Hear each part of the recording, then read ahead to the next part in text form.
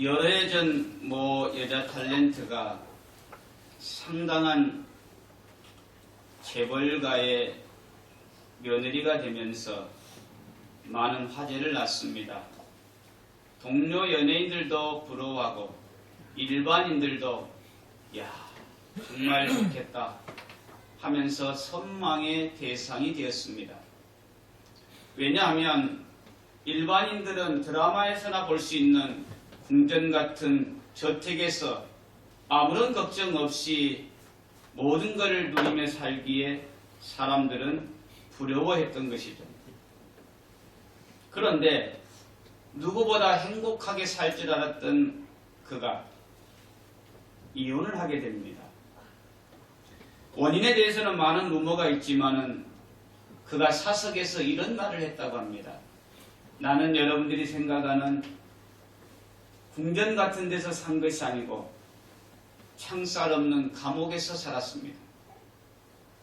여러분들이 생각할 때 저는 부족함이 없이 날마다 웃으며 산 것 같지만 저는 하루도 제대로 숨을 쉬지 못할 만큼 답답하게 살았습니다.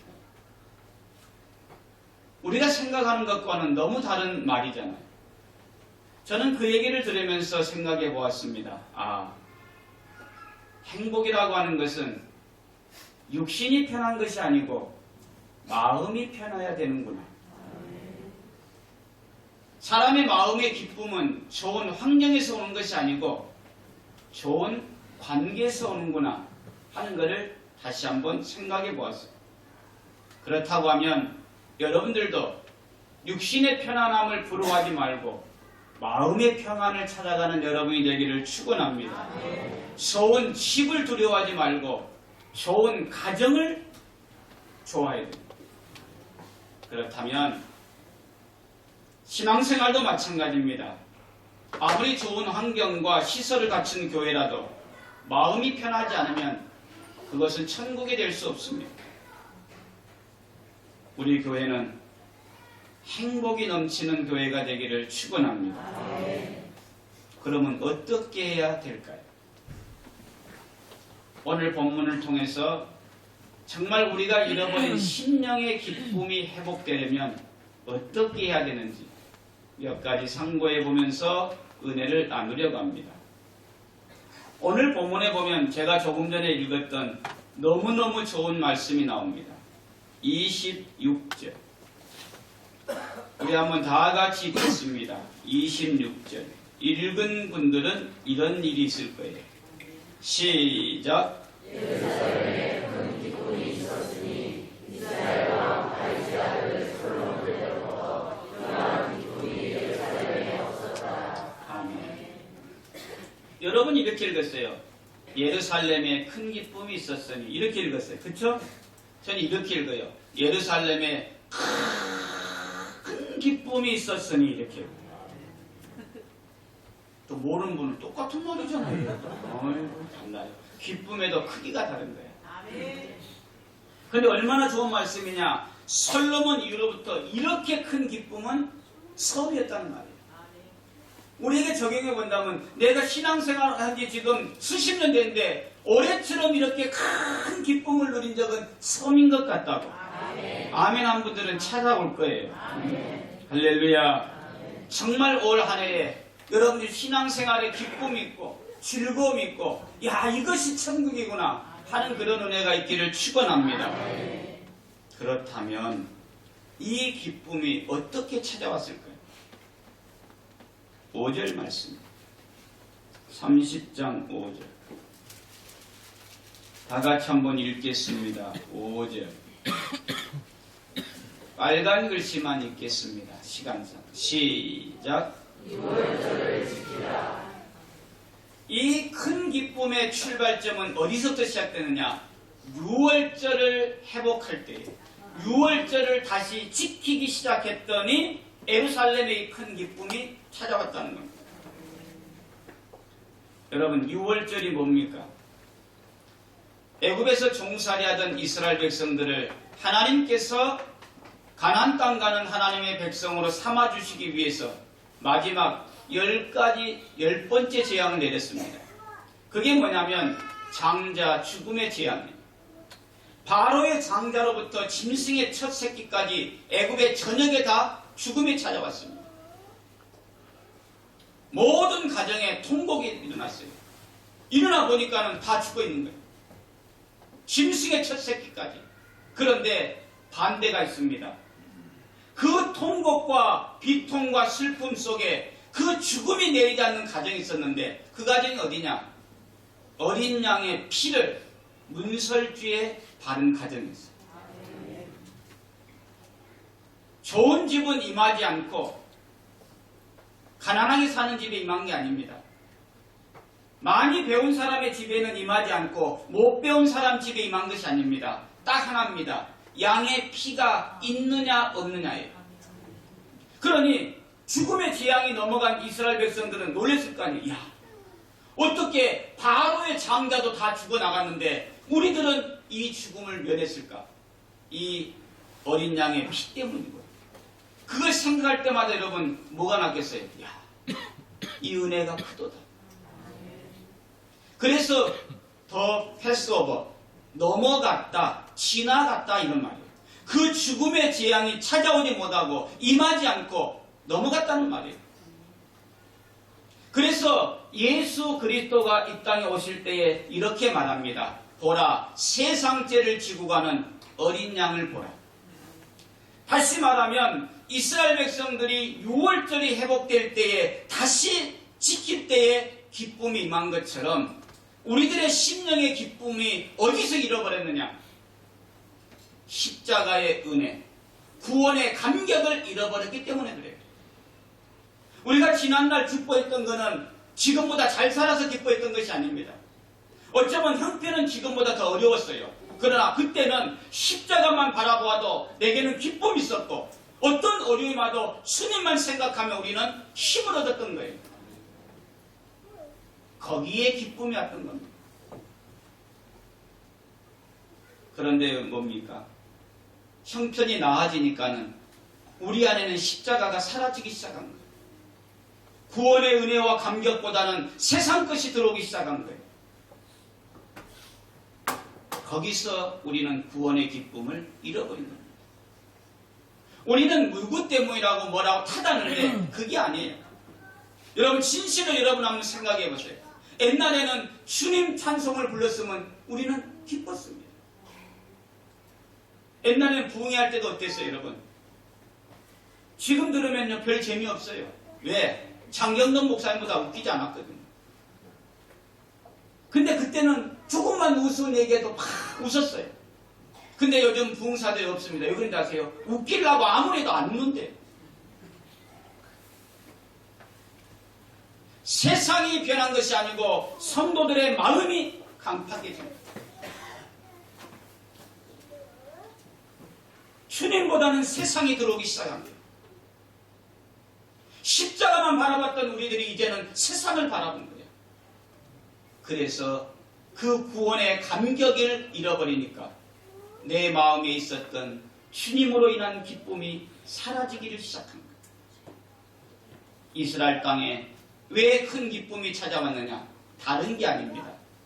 유월절을 다시 기억하고 지켰더니 유월절을 회복했더니 예루살렘에 큰 기쁨이 맺다는 거예요.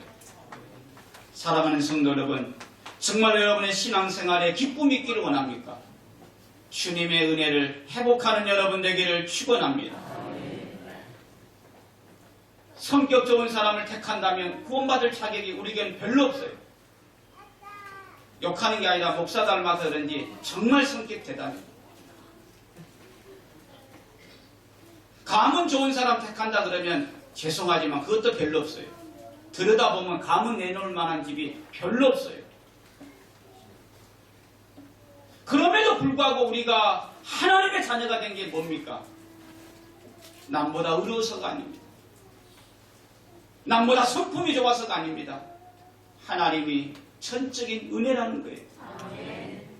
아무리 생각해봐도 내가 하나님 앞에 내놓을 것 없는 내가 하나님의 자녀가 되고 구원받게 하시고 저 영원한 천국을 갖게 하셨는데 그 기쁨을 잃어버리니까 그 구원의 감격을 잃어버리니까 기쁨이 사라지기 시작합니다. 오늘 이 시간 다시 한번 우리는 그 구원의 감격을 회복하기를 축원합니다. 내 심령의 진정한 유월절이 시작되기를 축원합니다. 거기에 기쁨이 찾아옵니다. 두 번째로 히스기야 왕이 그들에게 말합니다. 유월절을 지키라. 그랬더니 이스라엘 백성들이 이렇게 결단했습니다. 14절 다 같이 한번 읽겠습니다. 14절 시작.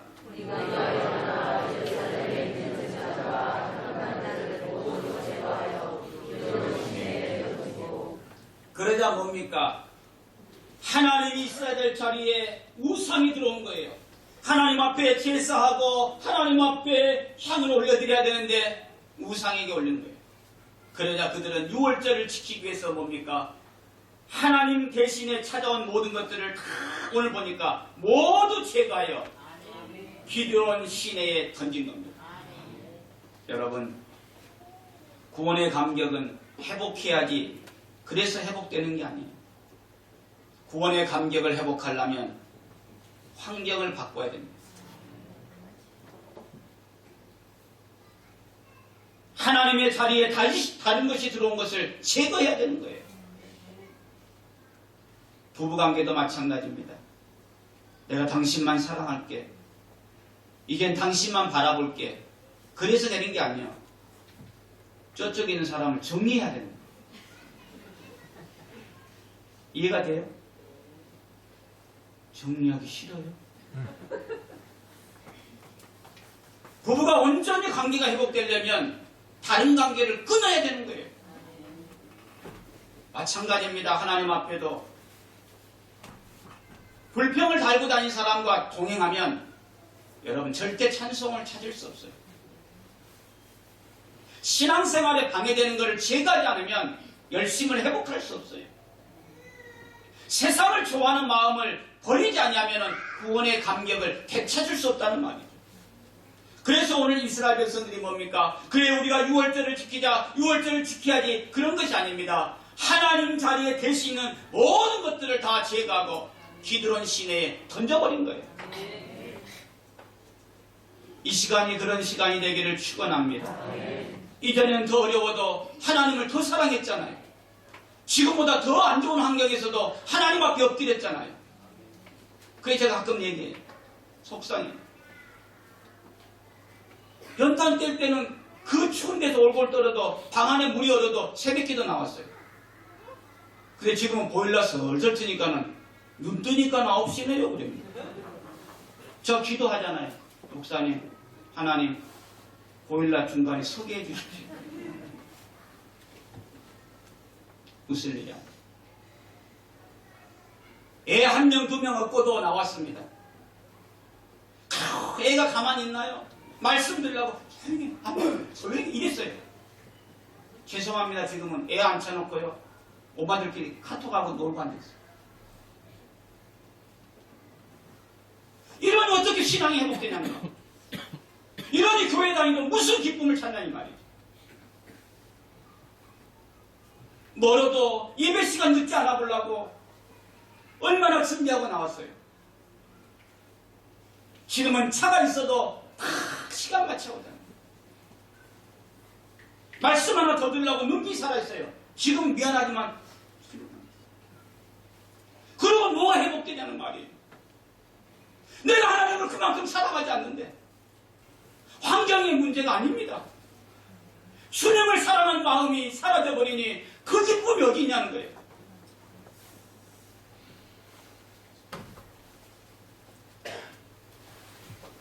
세상을 사랑하기 시작했어요.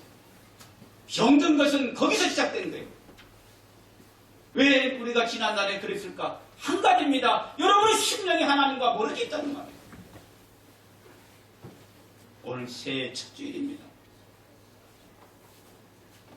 하나님 앞에 구원의 감격을 회복했으면 좋겠어요.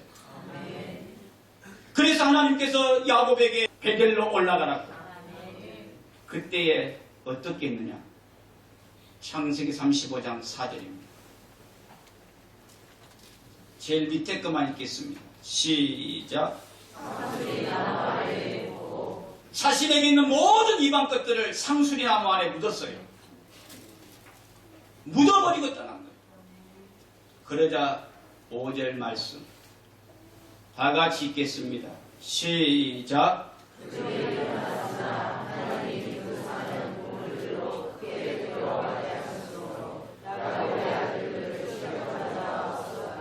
불안과 두려움과 공포감에 사로잡혔던 야곱, 이방 것을 다 묻어버리고 베델로 올라갔더니 성경은 말합니다. 추격하는 자가 없었다. 무슨 말이에요? 불안과 두려움과 공포가 변하여 찬송과 기쁨이 회복됐다는 말입니다.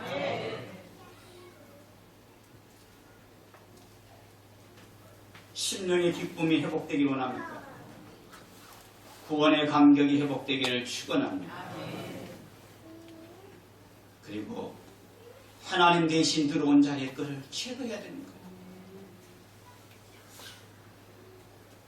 우리는 세상 모든 걸 다 가져도 주님 없으면 살 수 없다고 고백했잖아요. 내가 비록 이 땅에 살면서 힘들게 살아도 나는 저 영원한 천국에 있기에 우리는 기뻐하며 찬송했잖아요. 6월절을 잊어버립니다. 십자가가 나와 상관이 없게 된 거예요.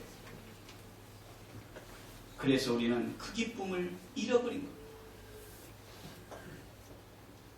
첫 주일 구원의 감격 다시 회복되기를 축원합니다. 그리고 하나님 싫어하는 것들 이제는 끊어버리기를 축원합니다. 바로 내가 주님과 관계가 잘못되니까 거기서 우리는 기쁨을 잃어버렸다는 것이죠. 그런데 여러분 오늘 성경이 있잖아요. 예루살렘에 큰 기쁨이 있었어요. 이 기쁨이 회복되기를 축원합니다. 그리고 나니까는 19절 세 번째 6월절을 지키라. 그러니까는 모두 제거하고 던졌죠. 그리고 6월절 음식을 먹는데 19절을 다 같이 한번 읽겠습니다. 시작.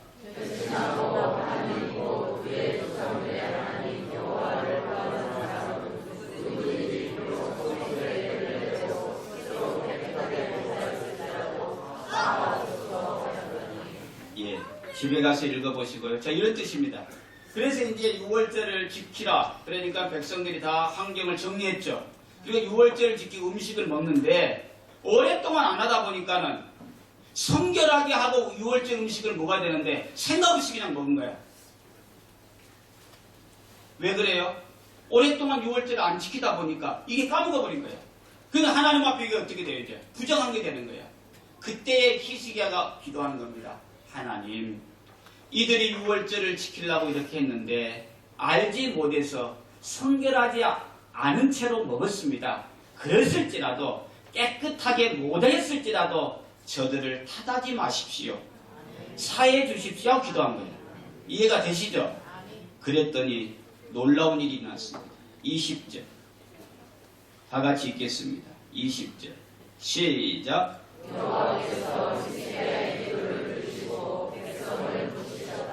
아멘. 하나님의 은혜가 하나님의 긍휼이 임한 겁니다.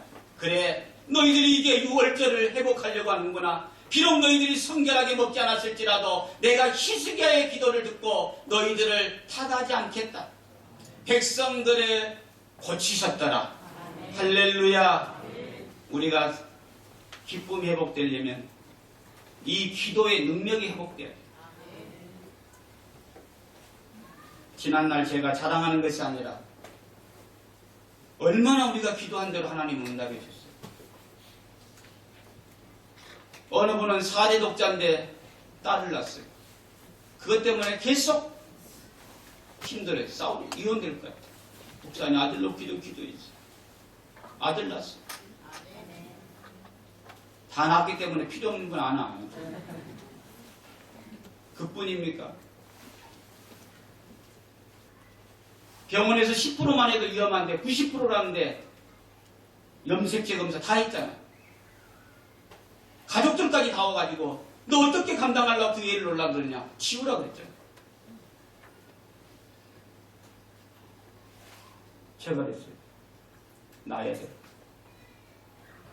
비록 그런 아이가 태어난다 할지라도 하나님이 주신 생명엔 뜻이 있어. 회개하고 나라고 있어. 만약에 그 아이를 못 넣을 것 같으면 우리 교회 나오면 안 된다.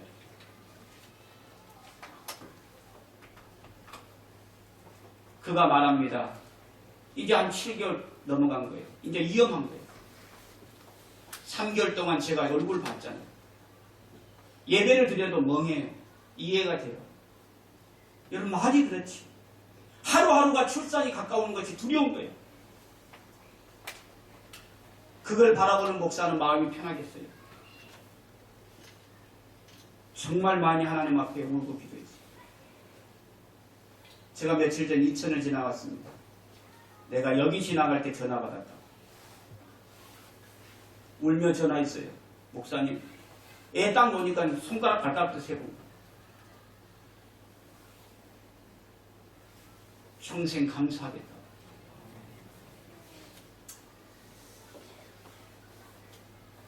이런 일이 한두 가지가 아니죠.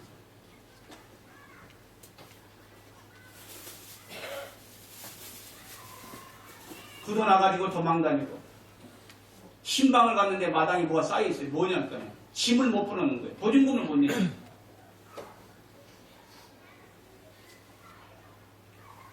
지나가면서 제가 설계 앉아있는데 무슨 소리가 돼요. 뭐한 걸까? 수원교회 목사님 나오세요. 싱싱한 개가 왔어요. 그리고 차 뒤에다가 생선 넣고 붕어빵 넣고 오뎅 넣고 제가 울면서 기도했어요. 하나님 복을 주십시오. 그런 분들이 11조를 50만 원 내고 100만 원 내고 이랬잖아요.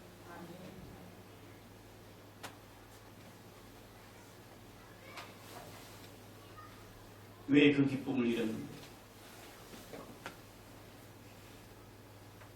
그때는 구원의 감격이 있었어요.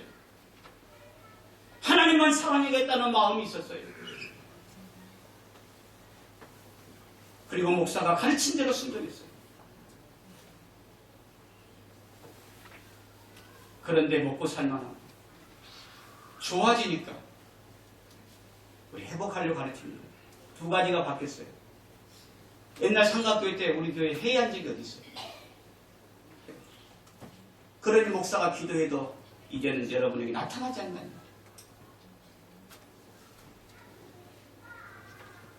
우리는 다른 얘기하면 안 됩니다. 왜 누구 때문에? 우리는 충분히 다시 회복할 수 있어요. 여전히 하나님 우리 주원교회를 얼마나 사랑하시는지 몰라요. 성도 여러분, 하나님께서 계획이 있어서 우리에게 회복의 애를 주었습니다. 저는 이제 다시 한번 제2의 부흥을 꿈꾸고 하나님 앞에 몸부림하며 기도합니다. 하나님이 어떻게 역사해 가는지를, 하나님이 어떻게 응답해 가시는지를 믿음의 사람들에게는 분명하게 보여주실 거예요. 바라기는 소외된 자가 없었으면 좋겠어요. 우리 이 자리에 함께 우리가 어려웠던 때를 지나온 모든 분들, 누구는 하나님께서 생업의 복을 주었대 기뻐해요. 그런데 나는 자꾸 쭈그러들어. 하나님 어느 가정에는 자녀에게 놀라운 복을 주었대. 그런데 우리 애들은 한 것마다 안 돼. 그건 아니잖아. 우리 교회가 숫자가 많지 않아도 저는 올해는 이 자리에 함께한 여러분 모든 가정이 회복되기를 축원합니다. 그 출발은 어디 있느냐? 구원의 감격을 회복해야 되는 거예요. 첫사랑을 회복해야 되는 거예요. 처음 주님을 사랑했던 걸 회복해야 되는 거예요. 그럼 반드시 하나님은 우리에게 지난 날보다 더 큰 기쁨을 주실 것이고, 오늘 히스기야가 하나님이여 저들을 사하여 주옵소서 기도했더니 하나님이 고쳐주신 것처럼 우리의 가정을 고쳐주실 것이고 우리의 생업을 고쳐주실 것이고 놀라운 은혜로 채워주실 줄 믿습니다. 오늘 이 말씀을 간직하고 첫 주일 다시 주님을 사랑했던 그 자리에 돌아가서 그 은혜를 붙들고 그 하나님을 사랑함으로 여러분 모두에게 주님의 기쁨이 있기를 축원합니다.